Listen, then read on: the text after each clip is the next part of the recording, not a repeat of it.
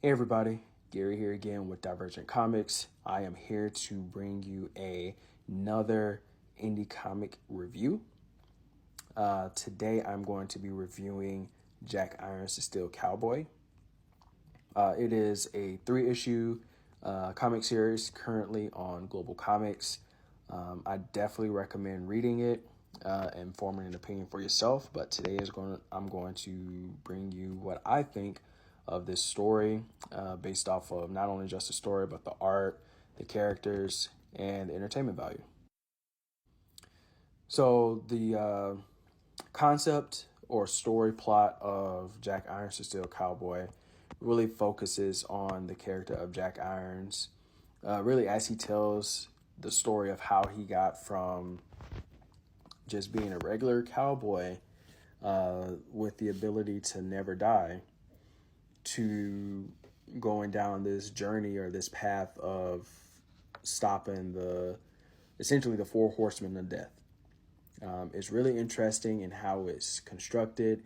The first issue is the first really 2 issues of this series really kind of focuses on Jack being the narrator, telling the story of how he went from minding his own business, saving this girl, just trying to live a normal life, to essentially having to go on this adventure to find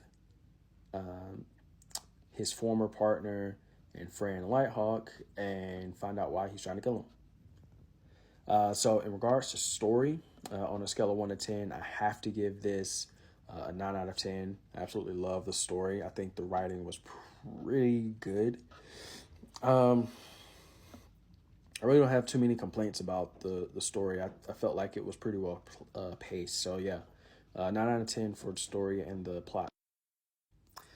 So in regards to art, yeah, the art I think is really good in many areas. There are some areas like at the very top of this page, you see it kind of has a little bit of a grainy look. It's not really like anything that's bad about that. Just a more of a personal preference where the zombie look that's used most times to kind of denote like that zombie apocalypse type feel, I'm not really a huge fan of. But with what this was going for and what this was doing, I understood why it was used. But yeah, I'm just not a fan of that aspect of it, and that's used in some places.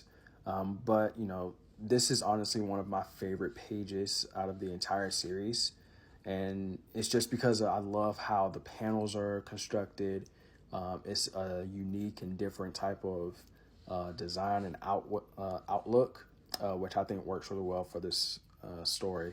And I think that, this is really what separates this series from most other indie comic books, which works really well.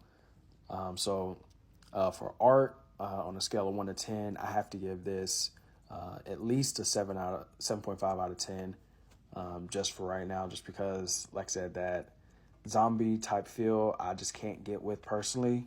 Doesn't take away from the story, doesn't pull me out of the book, but it's just something that I personally am not a fan of across any type of comic book medium, honestly. All right, next, characters. There's really 4 characters I want to highlight in this series. Jack Irons obviously is the main character.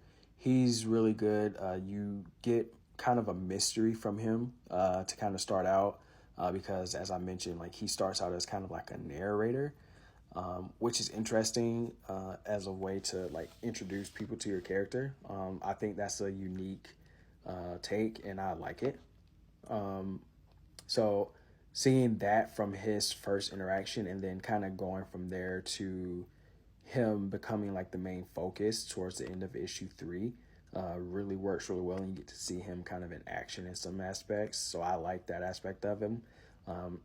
We also get to meet Sarah, who's this little girl down here to the left of me. She is found by Jack as he's kind of like traveling. He's kind of like this nomad throughout the series, and he finds her in this a deserted town that had been, ransacked and destroyed by its own people after everything that happened. And she's like just holding her mom and crying and everything. And, he saves her, and takes her back to the village. Sarah's pretty cool. You don't really get to find out too much about her. But I think the thing that kind of intrigues me is really more so like what she can become in the series. Like, is she just going to be that device that endears us to Jack, or is she going to become an instrumental aspect of the story in the future? Which brings me to the next character, which is on this page, and that's Kitty. And she's the one at the top on the right up here holding the gun. She is honestly one of my favorite characters in the series, just because, you don't really see a lot about her throughout the series until like issue 2, when Jack first brings Sarah to the camp. And she kind of has this like real tough guy type of demeanor, and is like, why are you bringing strays into the camp? Everywhere you go, trouble follows type thing. And, as you read through the rest of issue 3, you really see like why she's so tough and why she's so tough on Jack, really.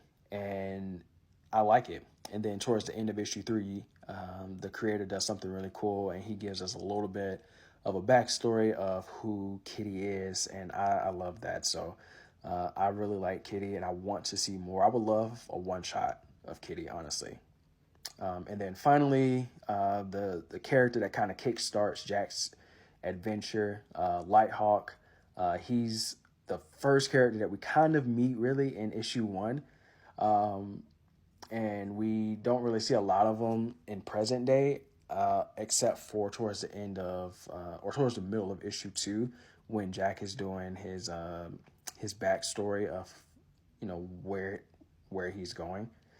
Lighthawk is interesting, just because of the fact that, like with Sarah, we don't really know much about him outside of like who he was in the past, which, it tells us about where he came from.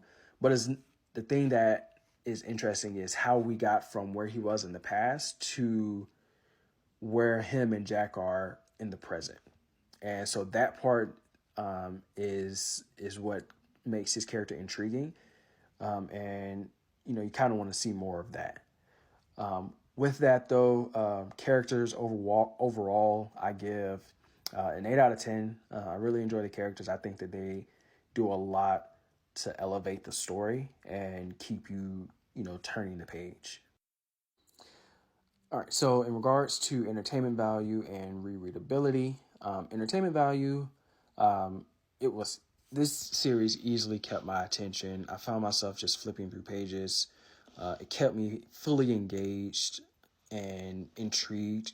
Like, this page alone is like, what is going on? What is happening? In regards to rereadability, I don't know if I would go back and read it. Like, I just finished it, like I mentioned before, like this past weekend. I don't know if I would go read it again like this upcoming weekend, but like maybe a month or so down the line, have nothing to do and I just want to like waste some time or whatever, I would definitely reread it. So with that, I would give Jack Irons, the Steel Cowboy, on the basis of entertainment value, an 8 out of 10. So overall, between art, the story, and the characters and the entertainment value, I'm giving Jack Irons, the Steel Cowboy, an 8.12 or an 8.1 out of 10 overall. And I recommend you all go on GlobalComix and read it and judge for yourselves.